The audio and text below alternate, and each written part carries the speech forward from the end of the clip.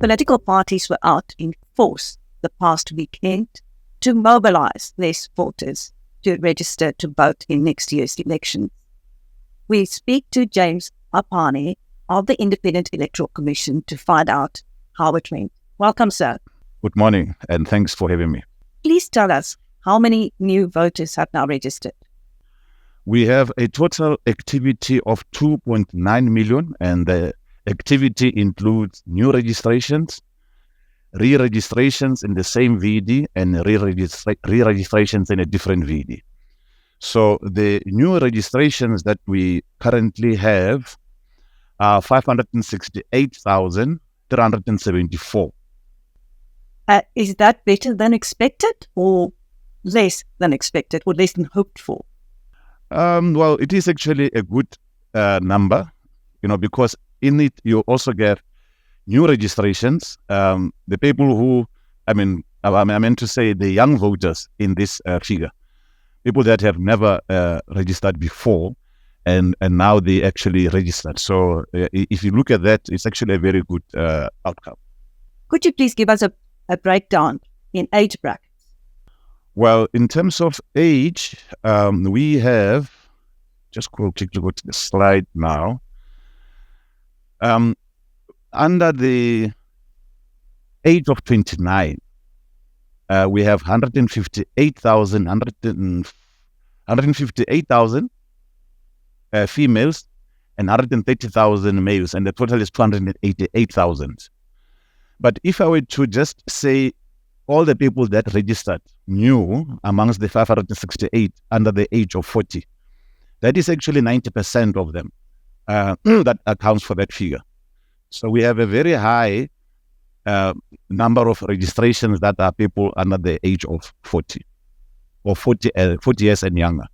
And that is a good trend, isn't it? Because people have been incredibly concerned about the apathy amongst younger people. Absolutely. So we are very impressed with these figures because it means the younger generation is actually participating in this election. Could you also give us a breakdown of registration per province? Yes. The top 3 provinces are Gauteng, KwaZulu-Natal, and Eastern Cape. So in terms of their numbers, Gauteng, for instance, it registered 610,000 or activity of 610,000 in total. But if we're just looking at the new registrations, it has 138,000 new registrations, followed by KwaZulu-Natal at 119 and the Eastern Cape at 82,000 new registrations. This is in terms of the 568,374 new registrations. Did you receive any reports of intimidation or disturbances over the weekend? Yes, we did receive, isolated incidences, but we're not really thinking it affected a lot of our activities. So that's why it was just isolated incidences, and there is processes to deal with those via our security clusters. Can you give any details at this stage? No, I don't have details. It is an incident in Gauteng, and there is also one in Limpopo where there has been a community, protest. But as I indicated, they are dealt with by security cluster, and we don't really want to focus on that. We just want to focus a lot on the good result that we received. But certainly there is a process to iron out all those issues as we move into the elections. And the IEC itself, did it experience any glitches this weekend? No, we didn't really experience any glitches because we were prepared for anything. There might have been an incident online wherein people were having delayed registrations, meaning they have made an application online, but they have not yet received a confirmation. That confirmation will come through. It's just because we have a lot of activity online, and therefore the images that gets uploaded of the ID number are not immediately read, and therefore we're making follow-ups to make sure that those are cleared. But in terms of the activity at the voting station, we have brought in this feature called offline. So this is a game changer because we made sure that we operate from 8 to 5 without any hiccups, because the VMD has on itself the mapping facility, which includes the search facility. So a registration was able to happen whether there was load shedding or not load shedding, because the VMD also has a battery that can last for the whole day. So we didn't really have any issues. Now, when is the next voter registration weekend? Can you tell us?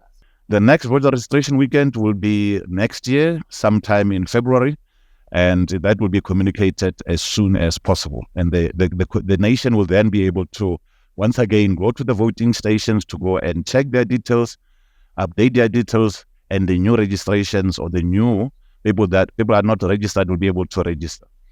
We also have, by the way, the online registration facility, which is open 24/7. And we have made sure that we have a lot of capacity for the services that need to happen online. And we just, need to clear exceptions wherein an ID gets uploaded and it's not good enough. It's not clear enough for our machines to read it, our artificial intelligence machines to read it.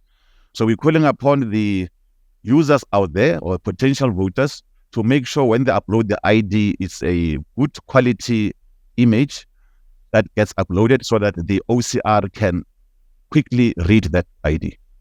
Thank you. Just one last trick question. Can you give us any indication of when we are going to the polls next year?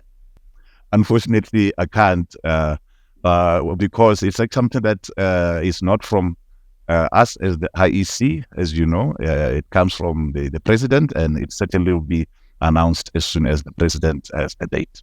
Thank you. Thank you very much for speaking to BizNews after a good voter registration week. Thank you, sir. You're welcome. Thank you.